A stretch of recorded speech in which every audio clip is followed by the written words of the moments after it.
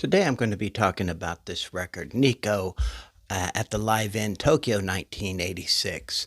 I picked up this record the day after Record Store Day 2024. I told myself I wasn't going to get wrapped up in the hysteria around Record Store Day because I have spent so much money recently on records.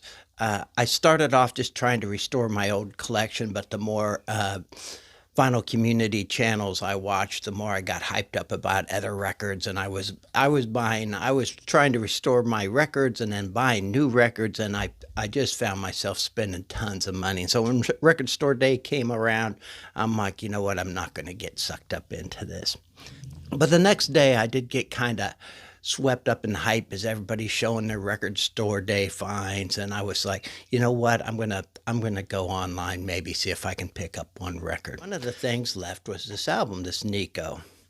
And I have never owned a Nico record, CD. The only thing I've ever had is her on that Velvet Underground CD. And so I'm like, you know what? I need to get Nico into my collection. And so I ordered it from Plaid Room Records. It arrived a couple days ago. Cool record. Just the packaging. The has this cool little inner sleeve. Those are the songs.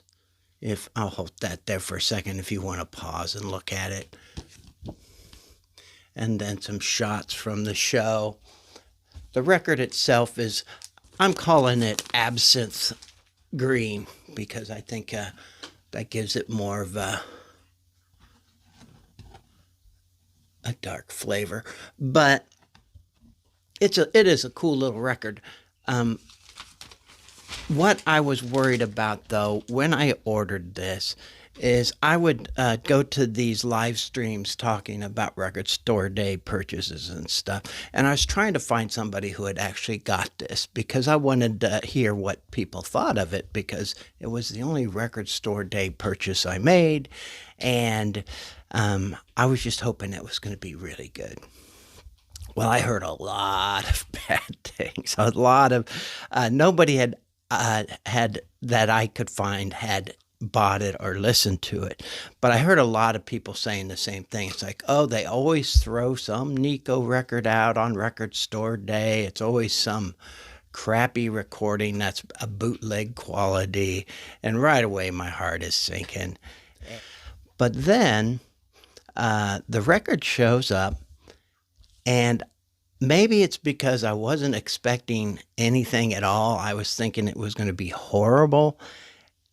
I was really pleasantly surprised. This record is, first of all, it plays a lot better than what people had made me think it was going to be. It was a lot better than a bootleg recording. I'm not an audiophile by any stretch of the word, but I don't think anybody would listen to this and say it was a bad recording. It's a live recording, so it has its own built-in issues, but I really do like it. The audience most of the time just stayed out of the way of the music. All I knew really about Nico is what everybody knows. That she was a model, then she became a singer, she was in a Fellini film, she became part of the Velvet Underground, then she became a heroin addict. That's basically what I knew about Nico. When I first got into those Velvet Underground records, I resented Nico's voice on there, and I'll admit that when I first heard it, and for quite a while, I'd listen to those records, and all I would do is like, oh man, I wish Lou Reed would have sang this song because I love Lou Reed's voice. I just love the sound of his voice, and Nico is a lot harsher, kind of a severe voice, and that low kind of drone sound. It bothered me. As years went on, though, I came to appreciate it. I'm like, this isn't so bad. This is not a record for everybody, though. And in fact, it's probably not a record for most people. If you like power pop, songs that are easy to dance to or tap your toe to, um, feel good music. Not for you. This record is not for you. However, this creates a mood. This is all I can compare it to. Is years ago, I was trying to create a sense that this album gave me right away, but I was buying Gregorian chant, I was buying Bach pipe organ music, trying to get me. I have it just a mood that I was trying to create, and nothing quite did it. Like I thought, this is as close as it came, has come. It's I dare say it's a religious music, but it's not like a religion from this planet. It's more of a religion of maybe a lost god or gods, or maybe a longing for some type of direction or God. It's more of a forlornness and a reverence for that forlornness. Dark stuff. She died in 1988. And one of the things that I just always assumed about her, again, I've never bought a record from Nico, and I just really didn't follow her career or her life. But I always just assumed she died of a heroin overdose. But that's not what happened at all. She died in 1988, and she was actually on... she was doing that methadone replacement therapy to get off heroin, but she was on a bike ride on a really hot day, and they found her on the side of the road, and she was misdiagnosed. I think she went to 3 different hospitals before they realized she had a cerebral hemorrhage, and that's what she died of. She was, like I said, a heroin addict, and I think they say 15 years a heroin addict. That's a long time to be any type of addict.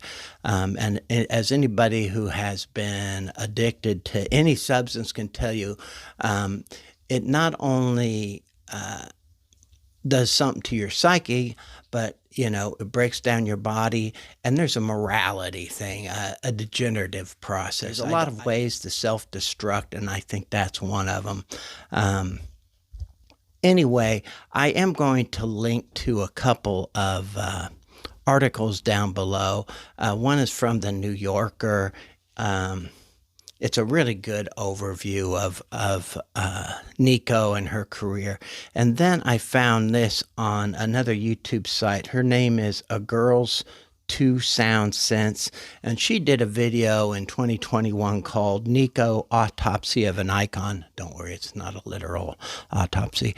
That I found very good, very respectful, and really kept things in perspective. So if you're curious about Nico's life and stuff, because there are a lot of things I had heard before this album got to me that kind of discouraged me.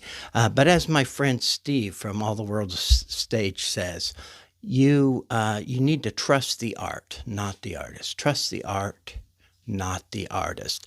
If we look into the lives of the artist, especially in the world of rock, we are going to find things that horrify us. Side one of this, to me, is the more interesting side. I'm not going to say that. It's not more interesting. It's more moving to me. There's actually video of this concert. Now, when you go to the video that I linked to, just remember the sound on this is a hell of a lot better than that video. These videos, the sound is not good. It's kind of what I expected it to be when I got this, but this is much better. Side 2, though, has the... I don't want to call them hits, but stuff that people might be more familiar with. She does a version of My Funny Valentine, like you've never heard it before. Then she does an a cappella version of All Tomorrow's Parties from the old Velvet Underground. Really good. The one thing I'll say is, as much as I resented her on those Velvet Underground records or recordings, when she's doing it her own way, it's better. I Femme Fatale is on here, and then she ends with she was friends with Jim Morrison of The Doors. She ends with a version of The End, an amazing interpretation. I really do enjoy it. There is one little thing in there I would probably take out. There's a, I don't know if it's a synthesizer noise or something, but I associate it with discotheque songs where it says that pew pew, that kind of thing. I don't know if you know what I'm talking about. That shows up a couple times in the end, which it's kind of jarring to me because I don't want to hear that in the end. But it's just a few times, and it doesn't ruin the song. Anyway, I don't recommend this album to very many people. I don't think most people watching this are the vinyl community that I'm involved with now would probably enjoy this very much. I have a couple real life friends, my friend Brad Covington and my friend Todd Colby. I could safely recommend this to them. I know they would be fine with it. For vinyl community friends, I think Brian from Embryonic Robot, if not doesn't like it, would at least respect it. I think you might like it though, Brian. This video has gone on way too long. Thank you guys so much, and I'll talk to you later.